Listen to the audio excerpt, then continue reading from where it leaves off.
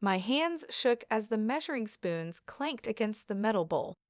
I had made hundreds of wedding cakes previously, but this one was unique. It was for him. I'm Scarlett, and I somehow ended up in the most bizarre circumstance of my life, baking for the wedding of my ex-boyfriend. The same man who had said that I would only ever be small-town garbage. Tabitha leaned against my industrial kitchen counter and said, "Girl, you need to call them and cancel," breaking through my whirlpool of ideas. "This isn't healthy." "I can't," I said as I proceeded to mix the batter, maybe a little more vigorously than was required. "This deal has the potential to make sweet endings well known. Are you aware of the number of affluent guests that attend these social weddings?" When Tabitha grabbed my wrist and said, "Screw wealthy clients," I had to stop stirring. Jackson is on our minds. The same Jackson who left me because he didn't think I was ambitious enough. I yanked my hand away. "Trust me, I remember." The timer dinged, and I welcomed the distraction, pulling out a perfectly golden layer of vanilla sponge. The familiar scent of butter and vanilla usually calmed me, but today it just reminded me of that last night with Jackson, when I baked him his favorite cookies right before he crushed my heart. "At least, let me come with you to the venue tomorrow," Tabitha pleaded, following me as I moved around the kitchen. "You shouldn't face them alone." "Them?" I raised an eyebrow, setting the cake layer to cool. "Jackson, his stuck-up friends, and his picture-perfect fiancé." She counted off on her fingers. "What's her name again? Celeste?" The name hit like a punch to the gut. I'd seen Celeste's face plastered across local society pages: old money, perfect smile, everything I supposedly wasn't. "Look," I said, turning to face Tabitha, "this is just business. I'm not the same naive girl who thought love conquered all. I own this bakery now. I'm successful in my own right." Rhea called earlier. Tabitha changed tactics. She said she'd be happy to take this contract if— No, I slammed a cabinet door harder than intended. "I'm not hiding from this. Besides, you should see the commission they're paying.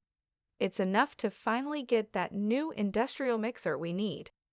My phone buzzed with a text. Speaking of the devil, it was from Jackson's wedding planner, confirming tomorrow's venue visit. "Fine." Tabitha threw up her hands in defeat. "But promise me you won't let them get to you, especially that friend of his. What's his name? Chase? I heard he's been running his mouth about you taking the contract." I forced a smile. "Let them talk. I'll let my work speak for itself." The rest of the afternoon passed in a blur of buttercream and fondant. As the sun set, casting long shadows across my empty bakery, Tabitha finally headed home, but not before making me promise to call her if things went sideways tomorrow. Alone at last, I pulled out the wedding brief. 6 tiers of white chocolate and raspberry, decorated with hand-painted sugar flowers. Classic, elegant, probably cost more than my first car. My fingers traced over the specifications, remembering how Jackson used to mock my dreams of opening my own bakery. A baker? He'd laughed. "Come on, Scarlett, you're better than that. Come to the city with me. I can get you a real job." The memory sparked something inside me, not pain, not anymore, but determination. I grabbed my phone and dialed Rhea. "Hey, I know it's late, but I need a favor. Remember those sugar flowers you're so amazing at? Think you could help me create something spectacular tomorrow? I want to show these people what small-town trash can really do." Her enthusiastic response made me smile for the first time that day. Tomorrow, I'd walk into that venue with my head held high. Let them whisper, let them judge. I had nothing to prove to Jackson or his wealthy friends anymore, but I had everything to prove to myself. As I locked up the bakery, the streetlights flickering to life around me, I couldn't shake the feeling that this wedding would change everything. I just didn't know how right I was. Looking up at the fading sunset, I made myself a promise. By the time this wedding was over, they'd never forget the small-town baker they'd underestimated. I just had no idea then that revenge would taste sweeter than any cake I'd ever baked. The Griffin estate loomed before me, all marble columns and manicured lawns. I gripped my portfolio tighter, forcing myself to breathe as I navigated my beat-up Honda through a sea of luxury vehicles. Well, if it isn't the little baker girl, Chase's voice dripped with condescension as I stepped out of my car. He stood with a group of Jackson's friends near the entrance, champagne flutes in hand, despite the early hour. I straightened my blazer, silently thanking Tabitha for insisting I dress rich people fancy today. Good morning, Chase. Still day drinking at 10 o'clock a.m. I see. Some things never change. His smile tightened as a few of his companions poorly concealed their snickers. Before he could respond, the wedding planner, Miranda, clicked her way down the steps in impossibly high heels. Scarlett, thank goodness you're here. We need to discuss the cake placement immediately. She grabbed my arm, steering me away from Chase's group. Don't mind them, darling. They're just here for the pre-wedding brunch. Inside, the mansion buzzed with activity. Staff members darted around with flowers and fabric swatches, transforming the already opulent space into something even more extravagant. The cake will go here. Miranda gestured to an elaborate display area. We're thinking of a spotlight effect to really make it pop. Perfect. I opened my portfolio, showing her the sketches Rhea and I had worked on last night. I was thinking we could incorporate these hand-painted sugar flowers cascading down. Oh my God, is that Scarlett Young? I froze. That voice. I turned to see Sylvia, Celeste's sister, sashaying toward us in a designer dress that probably cost more than my monthly rent. I told Celeste she should have gone with a fancy bakery in the city. She stage whispered to Miranda, but she insisted on supporting local business. Her air quotes made my teeth clench. Your sister has excellent taste, I replied smoothly. My sugar flowers won the regional pastry competition last spring. How quaint! Sylvia picked up my portfolio, flipping through it with exaggerated disinterest. But can you handle something of this scale? This isn't exactly a small-town birthday party. I assure you, I started, but was cut off by new voices entering the room. The flowers should be roses, Jackson. I don't care what your mother says about lilies. My heart stopped. Jackson and Celeste walked in, arm in arm, the perfect society couple. He looked exactly the same, maybe a bit more polished, but still devastatingly handsome, until he opened his mouth. Scarlett. His surprise quickly morphed into that familiar smirk. I didn't think you'd actually come. I'm professional enough to separate business from pleasure, I said, taking my portfolio back from Sylvia or lack thereof. Celeste's eyes darted between us, her perfect smile never wavering. So you're the famous baker everyone's been talking about. Your portfolio is impressive.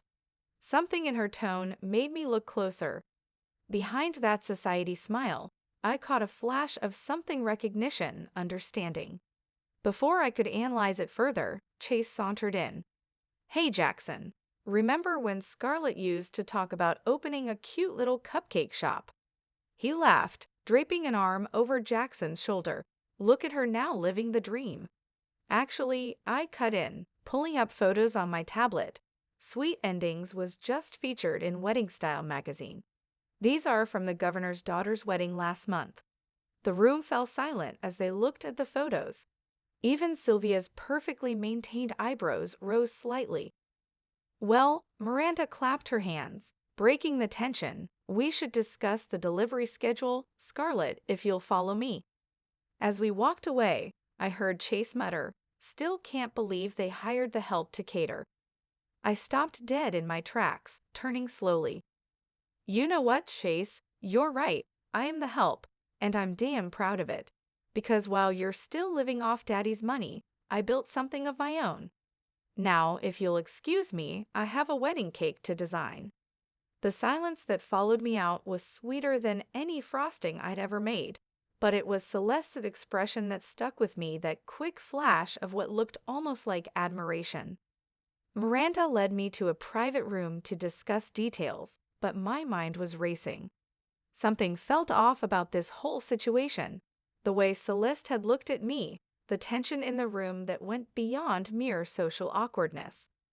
Scarlett, Miranda's voice snapped me back. About the delivery schedule, right, I said, pulling out my calendar. Let's make sure everything is perfect for the big day.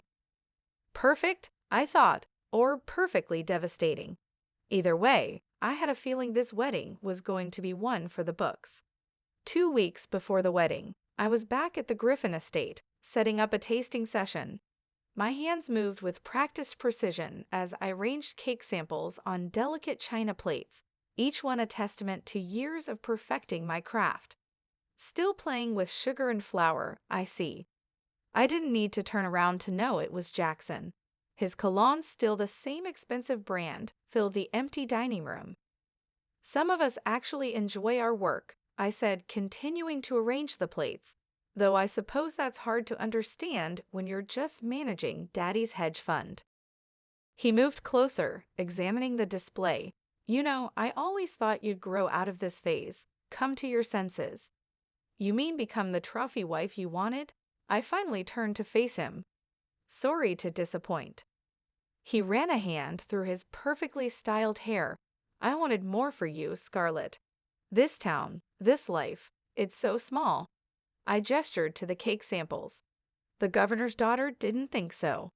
Neither did the mayor's son or that tech billionaire who flew me to California last month. His eyes narrowed. Since when do you travel for work? Have high-profile clients, I replied. Sorry, I forgot to update you on my career moves after you dumped me. The door opened, and Miranda bustled in with her clipboard. Everything ready. The family will be here in 5 minutes. Perfect timing, a voice said behind her. Celeste stood in the doorway, looking immaculate in a cream-colored suit. Her eyes locked onto mine with an intensity that seemed out of place for a simple cake tasting. Jackson, darling, she said, not breaking eye contact with me, your mother's on the phone. Something about the seating arrangement. He hesitated, looking between us before leaving.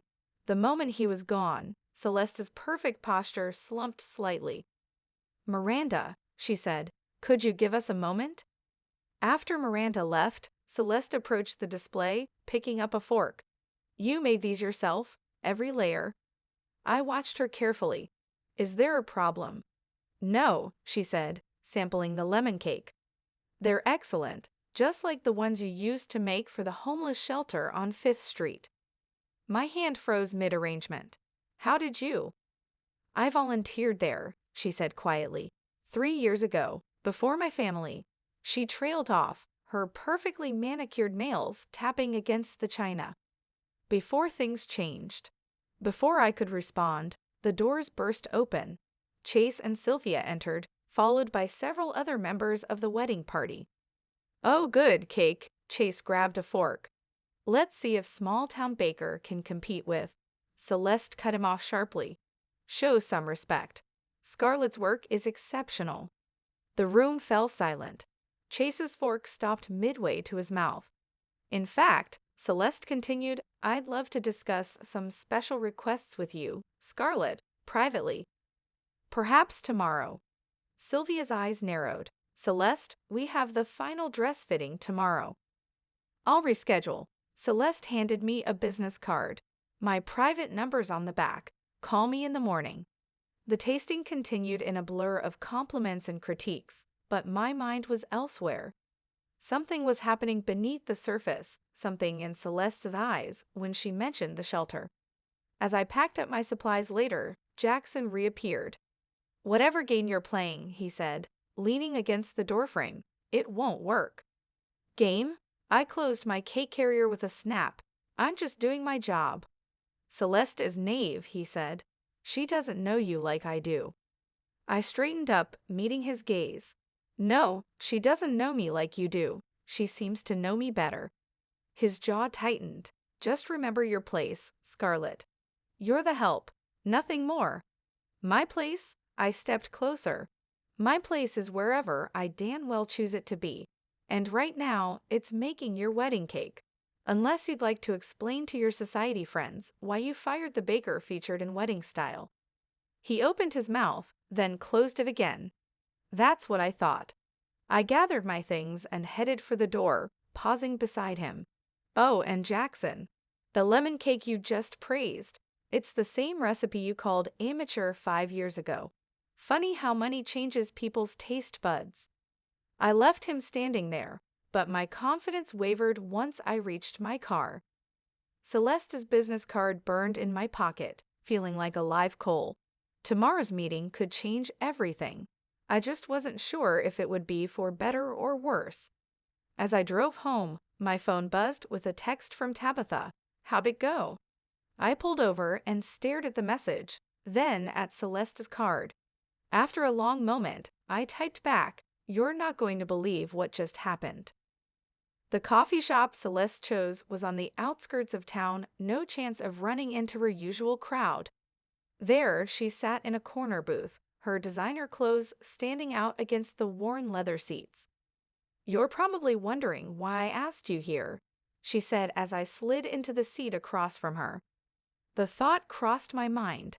I wrapped my hands around my coffee mug, along with why the bride is having secret meetings with her fiancé's ex. Celeste leaned forward, her voice dropping. "What do you know about my family's business? Griffin Industries?" "Only what everyone knows. Real estate development, corporate acquisitions. That's the glossy version." She pulled out her phone, sliding it across the table. "This is the reality." I looked at the screen. Documents, photographs, spreadsheets. I don't understand. Keep scrolling. With each swipe, my stomach turned. Photos of demolished community centers, eviction notices, environmental violations. Spreadsheets showing manipulated numbers, properties undervalued then resold at massive profits. "That homeless shelter where we met," Celeste's voice cracked. "My father bought it. 6 months later, now it's luxury condos. Why are you showing me this?" "Because I need your help," she grabbed my wrist. "And because you're the only person who might understand." Understand what? What it's like to watch Jackson and his friends destroy people's lives while calling it business. Her grip tightened. I thought I could change things from the inside, but this wedding, it's just another business merger. My family's influence combined with his family's connections.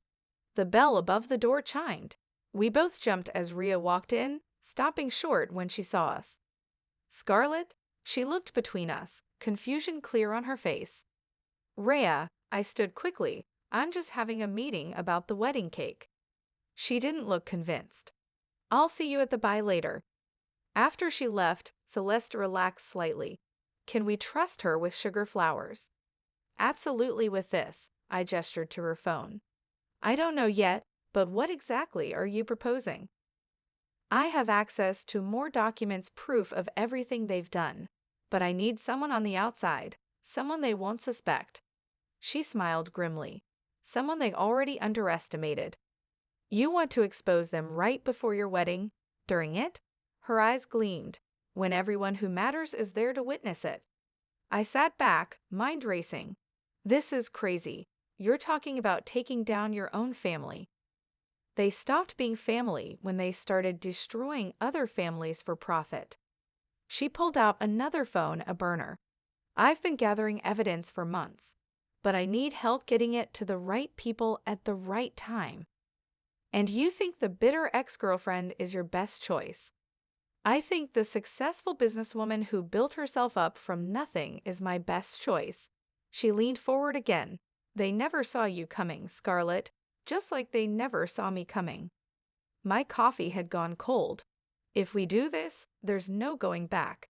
You know that, right?" I stopped being able to go back the day I found out what they did to that shelter. She pulled out a USB drive. "Everything's here. Take it. Look through it. If you're in, text this number." As she stood to leave, I grabbed her arm. "Why now? Why not expose them some other way?" "Because they're about to close their biggest deal yet, right after the wedding, a development project that will displace hundreds of families." She slipped on her sunglasses. We have 2 weeks to stop it. After she left, I sat there holding the USB drive, feeling its weight in my palm. My phone buzzed again, Jackson this time, probably with some passive-aggressive comment about the cake flavors. I declined the call for years. I thought karma would catch up with him naturally. Now, I had the chance to give it a helping hand. The question was, could I handle the consequences? As I drove back to the bakery, I remembered something my grandmother used to say. Sometimes the right thing and the hard thing are the same thing. I pulled out the burner phone Celeste had slipped me and typed, "I'm in. Let's make this wedding one they'll never forget." "Holy," Rhea whispered, staring at my laptop screen. "Holy actual." We sat in my apartment above the bakery, surrounded by empty wine glasses and printouts of Celeste's documents. The USB drive had contained even more damning evidence than I'd expected. "Look at this one." I pointed to a particular spreadsheet. They bought the community center for pennies on the dollar after spreading rumors about drug activity in the area, which they started by paying people to hang around outside, Rhea added, shuffling through papers. "That's diabolical." My burner phone buzzed. Celeste's message read, "Tomorrow, dress fitting. Back entrance of boutique at 2. "Are you sure about this?" Rhea asked, watching me type a response. "If they catch you." The bell downstairs chimed, someone entering the bakery after hours. "We're closed," I called out, quickly gathering the papers. "It's me," Tabitha's voice carried up the stairs. "And you better have a good explanation for why you're not answering your regular phone." I opened the door to find her holding a pizza box and wearing her "you're in trouble" face. "Okay," she said, taking in the seam papers everywhere, Rhea looking guilty, multiple phones on the table. "What are you two up to?" "Close the door," I said as we filled her in. Tabitha's expression shifted from concern to shock to something like grim determination. "So let me get this straight," she said, pacing. "You're going to help the bride expose her family's corruption at her own wedding, which you're catering." "That's the plan, girl." She stopped pacing. "This isn't just karma anymore. This is some Ocean's 11 level stuff." "I know it's risky," Rhea cut in. "Scarlett, these people destroyed entire communities. What if they come after you? After the bakery?" My burner phone buzzed again. "Celeste, bring a cake sample tomorrow. Make it look routine." "They won't," I said, more confidently than I felt, "because we're going to be smart about this." I pulled out a fresh piece of paper. "Rhea, you're the best at sugar work. I know we need a way to hide USB drives in the cake decorations." "What?" She paused, then grabbed a pencil. "Actually, I might have an idea. Those sugar flowers we were planning, we could hollow out the centers." "Perfect." I turned to Tabitha. "And I need you to do some digging. You're a pro. Can you find out which reporters might be interested in this story?" "I'm already thinking of 3 who'd kill for this scoop." She pulled out her phone. "But we need to be careful how we approach them." We worked late into the night, planning every detail. Raya sketched designs for hollow sugar flowers, while Tabitha compiled a list of contacts. I practiced my cake presentation for tomorrow, making sure everything looked perfectly normal. At midnight, my regular phone rang. "Jackson, should I answer it?" I asked. "Put it on speaker," Tabitha said. "Scarlett," his voice filled the room, "we need to talk about the cake design. Some of the elements seem inappropriate for an event of this caliber." "The design Celeste approved yesterday," I kept my voice neutral. "The one Miranda praised." "Things have changed. I'm sending you new specifications. Any changes need to come through the wedding planner," I said, reciting standard policy. "You understand?" "Of course. Everything needs to be properly documented." A pause? "Right, of course." He hung up. "He knows something's up," Raya said. "No," Tabitha corrected. "He suspects something's up, but his ego won't let him believe his small-town ex could possibly be a threat." My burner phone buzzed one last time. "Celeste, be careful tomorrow. Sylvia's getting suspicious." I looked at my friends, then at the evidence scattered around us. Last chance to back out. This could get ugly. Rhea stood up, gathering the sketches. I'll start on those sugar flowers first thing tomorrow. I'll make those calls, Tabitha added, grabbing her coat. Just promise me you'll be careful tomorrow. After they left, I stood at my window, looking down at the quiet street below. The bakery sign cast a soft glow on the sidewalk. Sweet endings, an elegant script. My phone buzzed one final time, a text from an unknown number. Watch your back, Baker girl. Some should stay buried. I took a screenshot and sent it to both Rhea and Tabitha, then typed out a message on the burner phone to Celeste. Game on. See you tomorrow. Looking at the scattered papers, I realized there was no turning back now. Tomorrow would set everything in motion. I just hoped we were ready for whatever came next. I picked up a photo from the pile, the demolished homeless shelter. Sometimes revenge isn't just about getting even. Sometimes it's about making things right. 3 days before the wedding, everything went sideways. I was in the bakery kitchen with Rhea, carefully assembling the hollow sugar flowers, when Sylvia burst through the door unannounced. Well, she stalked around the workspace, perfectly manicured nails trailing along the counter. Quite the operation you have here. Rhea's hands trembled slightly as she continued working on a delicate rose petal. I stepped forward, blocking Sylvia's view of our work. This is a restricted area, I said firmly. Health code regulations. Oh, please, Sylvia pulled out her phone, showing me a photo. My heart stopped. It was me and Celeste at the coffee shop. Want to explain this? Discussing cake details with the bride, I kept my voice steady. In some dive across town, she swiped to another photo of Celeste passing me the USB drive. Try again. The kitchen door swung open again. Celeste walked in, still in her wedding dress from the final fitting. Sylvia, her voice was ice. What are you doing here? Protecting our family. Sylvia turned to her sister. Did you really think I wouldn't figure it out? The secret meetings, the mysterious phone calls. Get out, Celeste said. No, Sylvia stepped closer. You're about to marry into one of the most powerful families in the state. I won't let you ruin everything because of some misplaced guilt over a few necessary business decisions. Necessary? Celeste laughed bitterly. Was it necessary to bribe health inspectors to shut down that daycare center? Necessary to forge documents about asbestos in the senior living facility? Rhea dropped a sugar flower, the delicate petals shattering on the floor. You should leave, I told her quietly. She nodded, gathering her things quickly. Once she was gone, Sylvia's perfectly composed mask cracked.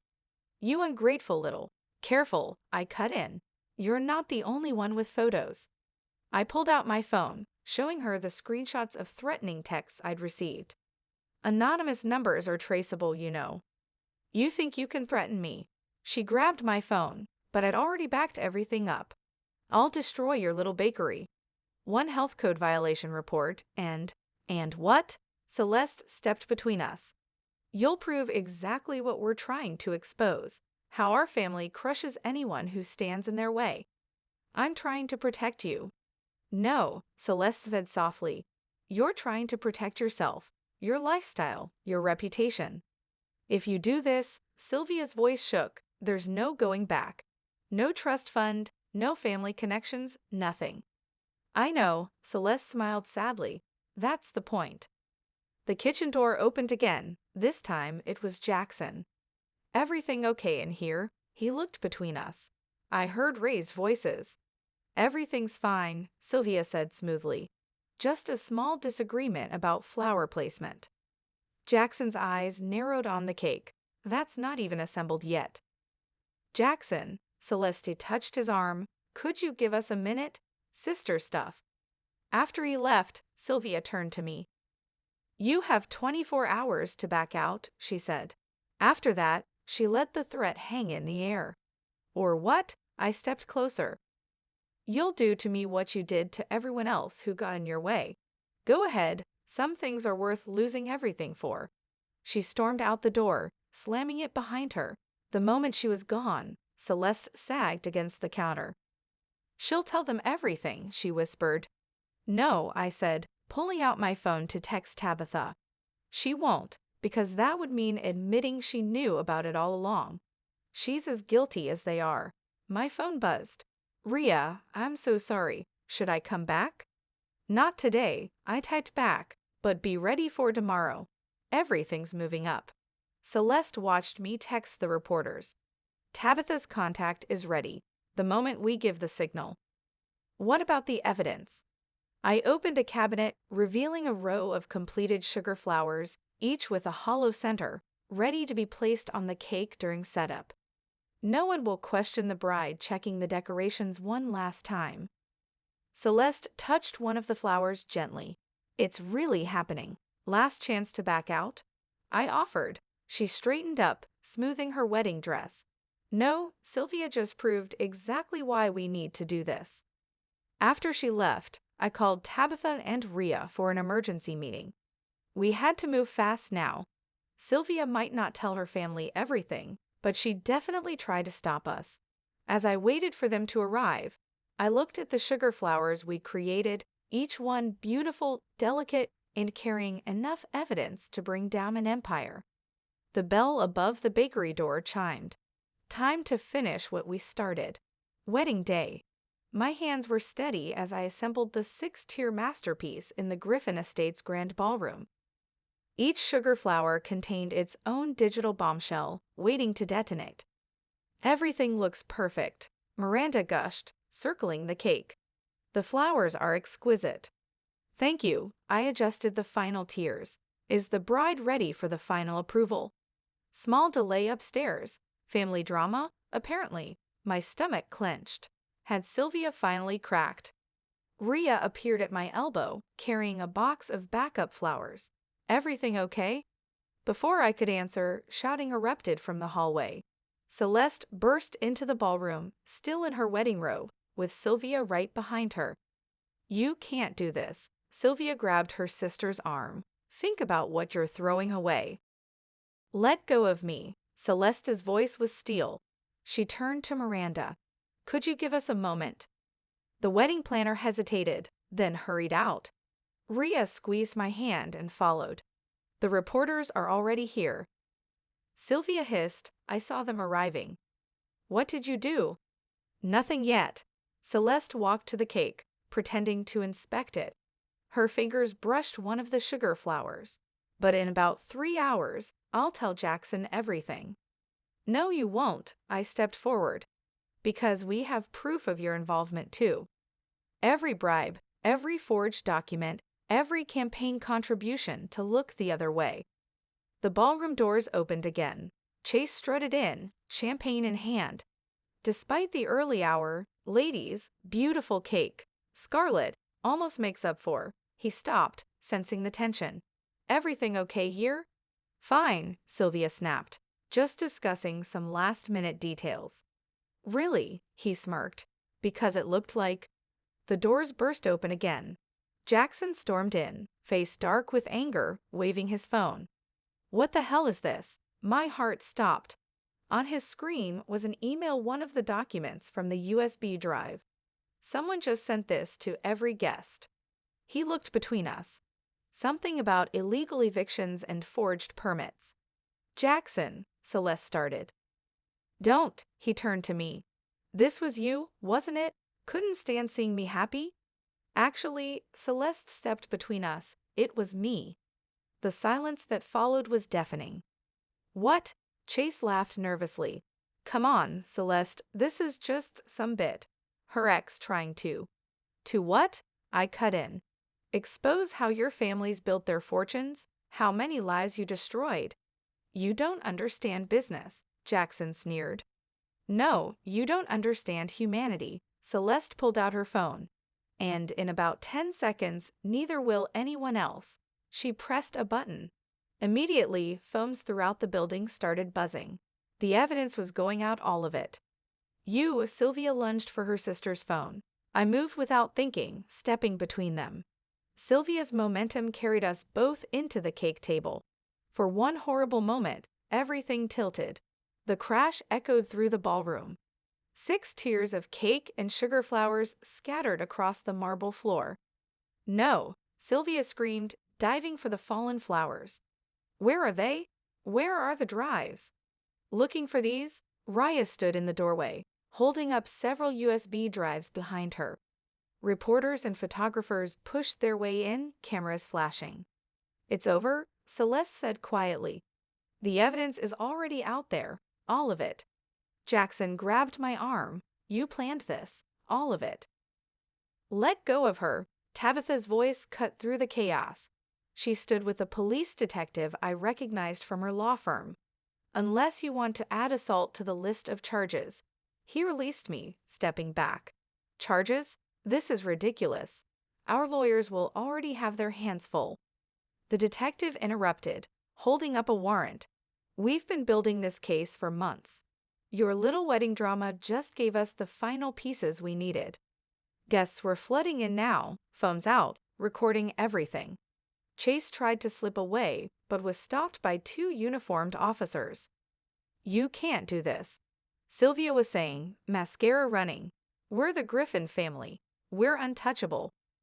"Not anymore." Celeste untied her wedding robe, revealing a simple dress underneath. "And I'm not a Griffin anymore either." I watched as the detective began reading writs, as reporters shouted questions, as the perfect society wedding imploded spectacularly. "Scarlett," Rhea touched my arm. "The cake." I looked at my masterpiece, destroyed on the floor. "Worth it."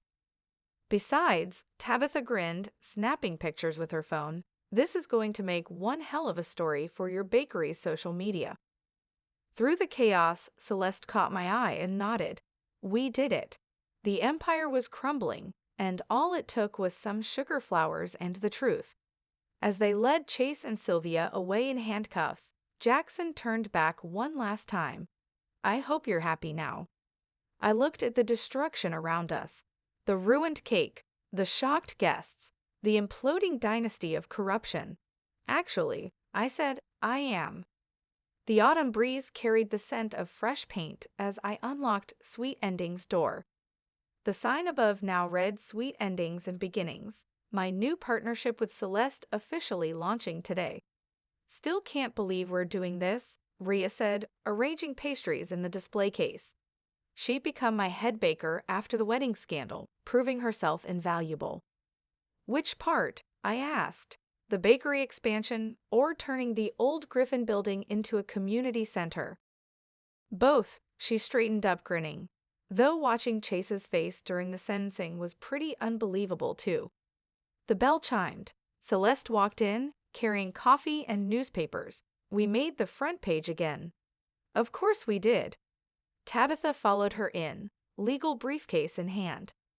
"The Griffin Turner corruption case is the gift that keeps on giving. Every new investigation uncovers more dirt." I spread out the newspaper on the counter. The headline read, "Former Society Darling opens community center in seized family property." "Your father's lawyers still fighting the asset seizure?" I asked.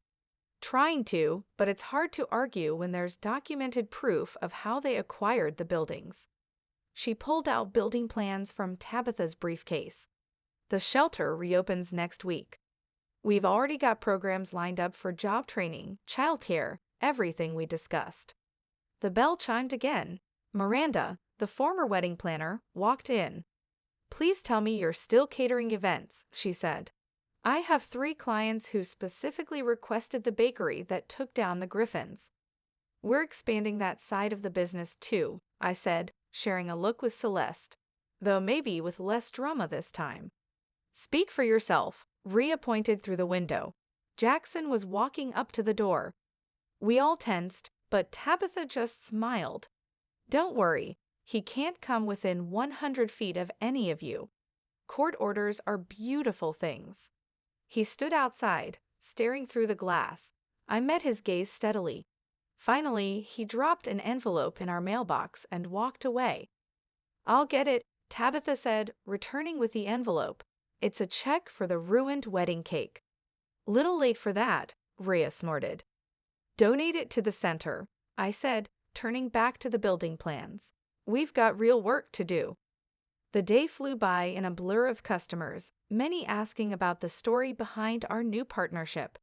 Each time, Celeste told it proudly, how exposing corruption led to redemption, how a ruined wedding cake created something sweeter than revenge. As evening approached, we gathered in the kitchen for our traditional end-of-day coffee. Remember when you thought you were just catering a wedding? Tabitha teased. Remember when you thought small-town life was beneath you? I shot back at Celeste, who had traded her designer clothes for flour-dusted aprons. Best mistake I never made, she said, raising her coffee cup. To sweet endings and sweeter beginnings. Rhea added. The door chimed one last time. A young woman entered, clutching a newspaper. Are you the ones? She asked. The ones who exposed everything. We nodded. My family, we lost our home to Griffin Industries last year, but now with the investigations. She wiped her eyes.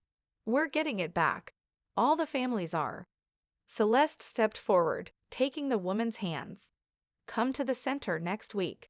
We're helping families navigate the restitution process. After she left, we stood in comfortable silence. You know, Rhea said, we never did figure out who sent that first email to the wedding guests. Tabitha smiled. Seriously? Sometimes, karma needs a little push. My phone buzzed another interview request about the scandal. I declined it. Ready to lock up? I asked. Almost. Celeste pulled out a small box. Inside was a sugar flower, perfectly crafted. Rhea helped me make it. Thought we could keep one as a reminder of what? How to crash a wedding spectacularly, I said, or how sometimes the sweetest revenge is living well and doing good. We locked up together, the setting sun casting long shadows through our new sign outside. The old Griffin building was being transformed, its imposing facade softened by community artwork and welcome banners. Same time tomorrow? Rhea inquired. I responded, wouldn't miss it.